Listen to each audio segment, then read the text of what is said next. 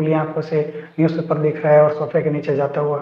तुरंत मैं खड़ा हुआ और सोफे के नीचे देखा तो बिल्कुल न्यूज़पेपर वहीं था। ये हवा में कुछ चित्र बनते हैं और आंखें भी खुली है, पीछे की चीजें भी दिखती है और आगे वो चित्र दिखते हैं, तो इसको चित्र शक्ति कहते हैं। और जैसे हाथ रखा तो मुझे हाथ के अंदर कुछ ऊर्जा है महसूस हुई जाती हुई, तो उसलिए आपके अंदर कुछ ऊर्जाएं, शुद्ध ऊर्जाएं पैदा होती है ध्यान तपस्या मंत्र की। फिर आप कुछ ऐसा काम कर डालते हो तो वो ऊर्जा शून्य हो जाती है।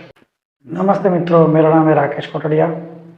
तो आगे के मेरे 2 वीडियो आ चुके हैं, उसके अंदर आपने देखा कि सबसे पहले मुझे जब कुंडलिनी शक्ति का अनुभव हुआ था, गायत्री मंदिर के अंदर हुआ था, तो कुंडलिनी शक्ति का जो असर मुझ पर हुआ वो हमेशा के लिए वो शक्तियाँ मेरे साथ जुड़ गई। तो इसके कभी मुझे बार बार उसके अनुभव आते रहते थे। तो मैंने आपको पहले वीडियो अगर आप देखोगे तो ही आपको आगे के मेरे वीडियो जो रियल एक्सपीरियंस है आपको समझ में आएंगे, वरना आप ऐसा कहोगे कि झूठ बोलता है, सब झूठे बातें करता है, फेंकता रहता है, ऐसा आपको लगेगा। तो पहले वीडियो की मेरी लिंक डिस्क्रिप्शन में दी हुई है, वो आप देखेंगे तो ही आप इस वीडियो को ज़्यादा अच्छी तरह से समझ पाएंगे। तो दूसरा अनुभव मुझे दुकान में हुआ था, जो मैंने आपको शेयर किया था मेरे दूसरे वीडियो में। तो पूरी प्लेलिस्ट बनी हुई है, पहले वीडियो से लेके दूसरे, अभी यह तीसरा वीडियो बन रहा है। इसके अंदर क्या हुआ था कि जब भी गायत्री मंदिर में अनुभव हुआ, मुझे आज्ञा चक्र का अनुभव हुआ था। आज्ञा चक्र की वजह से मुझे कुछ ना कुछ चीज़ें दिखती थी जो खुली आंखों से दिखती थी, उसके बारे में मैं बता सकता था। तो ऐसा अनुभव धीरे धीरे बहुत दिनों तक रहा। पर मैंने आपको बताया ना कि अगर ध्यान के दरमियान आपको कुछ सिद्धियाँ मिलती है, कुछ एनर्जीज मिलती है, उसका आप यूजलेस इस्तेमाल करोगे तो फिर वो सिद्धियाँ धीरे धीरे कम हो जाती है, क्योंकि बाहर के नकारात्मक शक्ति आपके आज्ञा चक्र में बैठ के आपके आज्ञा चक्र को बंद कर सकती है। तो फिर उसको फिर से शुरू करने के लिए बहुत टाइम, बहुत साधना की जरूरत पड़ती है, एक सच्चे दिव्य तपस्वी गुरु की जरूरत पड़ती है, तब जाके वो फिर से एक्टिवेट होती है। तो ये घटना इस तरह से हुई थी कि जिस दिन गायत्री मंदिर का अनुभव हुआ था, उसके 2 दिन के बाद मुझे दूसरी बार आज्ञा चक्र का अनुभव हुआ। उसमें कैसा हुआ कि रोज सुबह दुकान जाने से पहले या कॉलेज जाने से पहले मैं न्यूज़पेपर पढ़ता था। तो हमारे घर में 3 लोगों को न्यूज़पेपर पढ़ने का शौक है। मेरे भाई को शौक था, मेरे पापा को शौक था और मुझे शौक था। तो जो सबसे पहले न्यूज़पेपर उठाता था, वो सबसे पहले जो न्यूज़पेपर उठाता था उसको न्यूज़पेपर पहले पढ़ने मिलता था, बाकी के बाद में पढ़ने मिलते थे। तो एक ही तो न्यूज़पेपर था, तो इस तरह से था। तो मुझे सबसे पहले न्यूज़पेपर पढ़ने की आदत थी, लेकिन उस टाइम मेरे भाई ने न्यूज़पेपर छुपा दिया था। तो मेरे पापा ढूंढ रहे थे, मैं ढूंढ रहा था। तो बहुत ध्यान से मुझे ढूंढने की इच्छा हुई कि आज तो मैं पहला न्यूज़पेपर ढूंढ के ही रहूँगा। तो जब न्यूज़पेपर नहीं मिल रहा था तब मैं ऐसे सोफे में जाके बैठ गया। अचानक मुझे मेरी आंखों के सामने न्यूज़पेपर का बंडल, जो बंद किया हुआ था न्यूज़पेपर, बंडल दिखा और उस सोफे के नीचे जाता हुआ दिखा। फिर से मुझे न्यूज़पेपर का बंडल फिर से सोफे के नीचे जाता हुआ दिखा। मैंने सोचा ये क्या गजब बात है, खुली आंखों से न्यूज़पेपर दिख रहा है और सोफे के नीचे जाता हुआ। तुरंत मैं खड़ा हुआ और सोफे के नीचे देखा तो बिल्कुल न्यूज़पेपर वहीं था। तो मेरे लिए आश्चर्य की बात थी, क्योंकि मैं जो कुछ भी सोचता हूँ मेरा माइंड उसको चित्र बना के मुझे जवाब दे रहा था। तो ये आश्चर्यजनक बात है, आपने ऐसा कहीं नहीं सुना होगा, क्योंकि हुआ ही मेरे साथ है, मेरे जीवन की यह घटना है। तो कहने का मतलब कि आज्ञा चक्र खुलने से इंसान को बहुत सारी चीजें, क्वेश्चन उसको माइंड में ही चित्र आपके आंखों के सामने, आप झांकते हो, आपकी आंखें खुली है, फिर भी यहाँ के चित्र एकदम स्पष्ट हवा में, जैसे क्या कहते हैं, ऐसी टेक्नोलॉजी नहीं आती, ऐसे हवा में टच करके चीज़ों को ऐसे हवा में टच करके चीज़ों को ऐसे टेक्नोलॉजी के वीडियोस आपने देखे होंगे, बिल्कुल ऐसा ही दिखता है कि हवा में कुछ चित्र बनते हैं और आंखें भी खुली है, पीछे की चीजें भी दिखती है और आगे वो चित्र दिखते हैं। तो इसको चित्र शक्ति कहते हैं। तो चित्र शक्ति का मुझे अनुभव हो चुका था और आज्ञा चक्र की वजह से मुझे सब चीजें दिख रही थी। तो मुझे स्पष्ट समझ में आ गया कि आज्ञा चक्र होता है, और आज्ञा चक्र है तो दूसरे के सारे चक्र भी हमारे शरीर के होंगे, कि जैसे विशुद्धि चक्र भी होगा, हृदय चक्र भी होगा, स्वादिष्टान चक्र होगा, मूलाधार चक्र होगा, सहस्त्रार चक्र होगा, सारे चक्र होंगे। क्योंकि एक चक्र है तो दूसरे चक्र भी होंगे ही। तब मैंने धीरे धीरे चक्रों की बुक पढ़ना शुरू कर दिया, क्योंकि मैं आज के दिन तक मैं 350 बुक पढ़ चुका हूँ और ज़्यादातर सारी बुक धर्म, अध्यात्म, स्पिरिचुअलिटी, ध्यान, तपस्या के ऊपर आधारित है। तो मेरी सारी बुकों के मेन विषय यही रहते हैं। तो जैसे मेरे हाथ में एक M.K. गुप्ता की एक बुक आई जो इंग्लिश में थी। तो भगवान के दया से मैं भले गुजरात में पढ़ा हूँ, लेकिन मुझे इंग्लिश अच्छी आती थी। तो बचपन से मुझे इंग्लिश का शौक था, तो इंग्लिश अच्छी तरह से सीखा, तो वो इंग्लिश में बुक पढ़ पाया। तो एम के गुप्ता की बुक का मैं यहाँ पे आपको फोटो दिखाऊंगा। तो उस बुक के अंदर जब मैंने पढ़ा तब मुझे समझ में आ गया कौन सा चक्र कहाँ पे होता है और यह चक्र किस तरह से एकदम आसानी से वो बुक को पूरी तरह से समझाया हुआ है। कोई भी इंसान अगर थोड़ी भी इंग्लिश जानता है तो उस बुक के हिसाब से पूरे चक्रों का ज्ञान, पूरे नाड़ियों का ज्ञान, सब कुछ इंसान ज्ञान प्राप्त कर सकता है और उनके ऊपर प्रयोग भी कर सकता है। कुछ प्रयोग भी उसमें दिए और एकदम आसान प्रयोग है, उसमें कुछ भी मुश्किल नहीं। तो जब ये बुक्स मैंने पढ़ी तो मैंने अपने आप पे प्रयोग करना शुरू किया। तो ये घटना वो गायत्री मंत्र की घटना के बाद ये सब मैंने घटना की, क्योंकि गायत्री मंत्र की जो घटना इतनी पावरफुल थी, वो मैंने कहा ना पहला वीडियो बनाया सीरीज का, आप लिंक डिस्क्रिप्शन में जाके देख लीजिए। मुझे पहली घटना क्या हुई, वो घटना का इतना गहरा प्रभाव मुझ पर पड़ा कि इसकी वजह से मैं अध्यात्म मार्ग में आया तो फिर बाहर निकल ही नहीं पाया, सतत अध्यात्म के मार्ग पे हूँ। आज मुझे 10 साल हो चुके फिर भी मैं अध्यात्म के मार्ग पे टिका हुआ, क्योंकि पहली घटना जबरदस्त हुई थी। तो तब मैंने ये बुक्स पढ़ना शुरू किया। तो एम के गुप्ता की जब बुक पढ़ी हीलिंग थ्रू रेकी, तब उसमें ऐसा एक वर्णन आता है कि अगर आप अपने हाथ घिसते हो और हाथ घिसने के बाद आप अपने हाथों के बीच में अगर आप सेंसिटिव हो, अगर आपका माइंड शांत है, अगर आप अपने ऊर्जाओं को फोकस कर सकते हो, बहुत कम लोग अपनी ऊर्जाओं के ऊपर ध्यान दे सकते हैं, तो अगर अपनी ऊर्जाओं को फोकस करते हो तो दो हाथों के बीच में एनर्जी ट्रांसफर होती हो, ऐसा आपको महसूस होता है। इसमें थोड़ा आगे पीछे करना होता है, तो ये हाथ की ऊर्जा इसमें महसूस होती है, ये हाथ की ऊर्जा इसमें महसूस होती है। तो ऐसा ऐसा आगे पीछे करके एक दूसरे की ऊर्जा एक दूसरे से टकराती है, ऐसा फोकस करने की एक विधि बताई थी।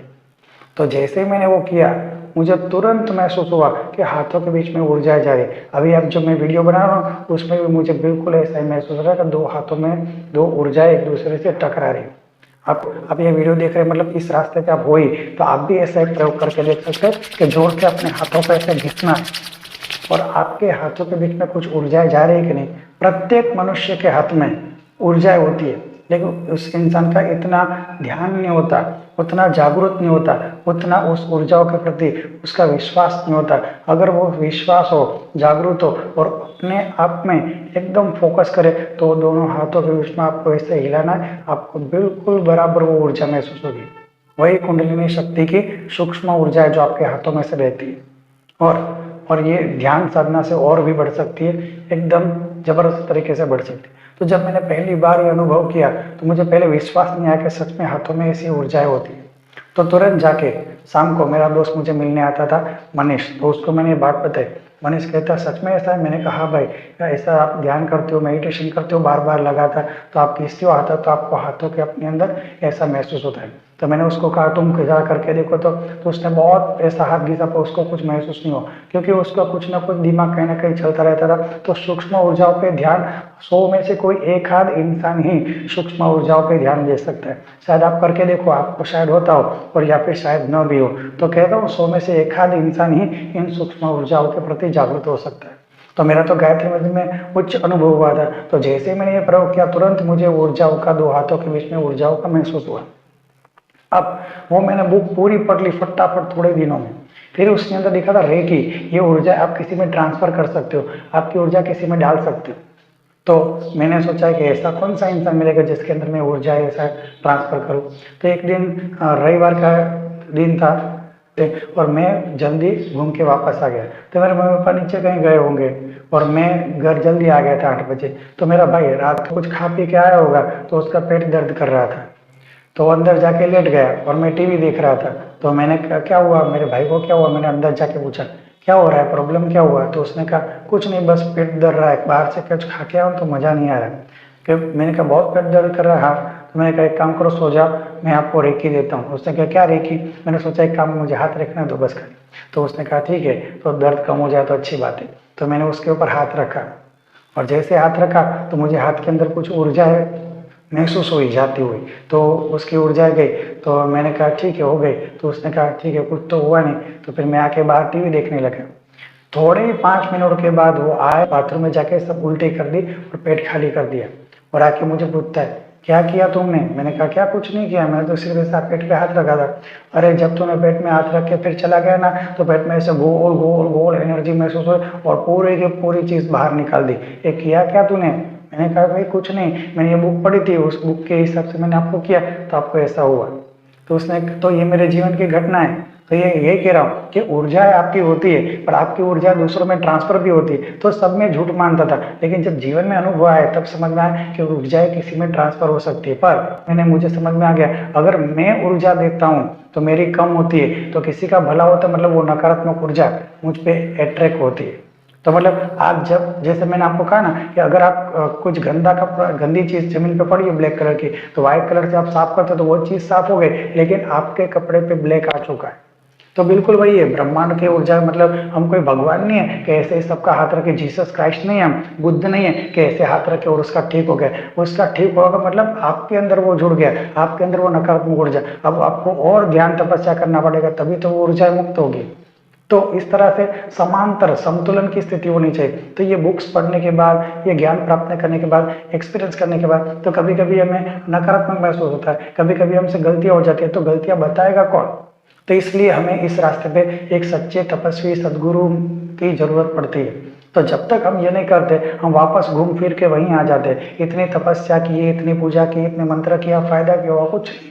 क्यों? क्योंकि जैसे ही आप वो प्राप्त करते हो वो शुद्ध ऊर्जा है, तो आप कहीं ना कहीं यूजलेसली खर्च कर डालते हो, फिर से आपके अंदर कुछ ऊर्जाएं, शुद्ध ऊर्जाएं पैदा होती है ध्यान तपस्या मंत्र की, फिर आप कुछ ऐसा काम कर डालते हो तो वो ऊर्जा शून्य हो जाती है। तो आगे भी जब मुझे आगे चक्र का अनुभव हुआ तो फिर ऊर्जा शून्य हो गई, फिर यहाँ पे मुझे रेखे का ज्ञान हुआ, फिर से वो शून्य हो गया। तो इस तरह से अगर आपको ठीक से रूल्स नहीं बताए जाते आध्यात्म में, ध्यान में आगे बढ़ने के, तो आपकी जितनी भी ऊर्जा प्राप्त करते हो, आपको बिना बताए वो ऊर्जा आप चली जाती। आपको पता ही नहीं होता कि कब ऊर्जाएं ग्रहण की, कैसे ग्रहण की, प्रकृति से कैसे मिली, कैसे आपके अंदर विद्यमान है वो भी आप नहीं जानते हो, और कब वो ऊर्जा निकल जाती है। जैसे पैसे आते हैं, हाथ में रहते हैं, थोड़े टाइम के बाद खर्च हो जाते हैं। बिल्कुल इसी ऊर्जाओं को संभाल के रखना आसान नहीं है। जैसे पैसे हम कमाते हैं तो उसको सेविंग्स करना मुश्किल है, कहीं ना कहीं खर्च हो ही जाते हैं, तो सेविंग्स कैसे करने का आर्ट है।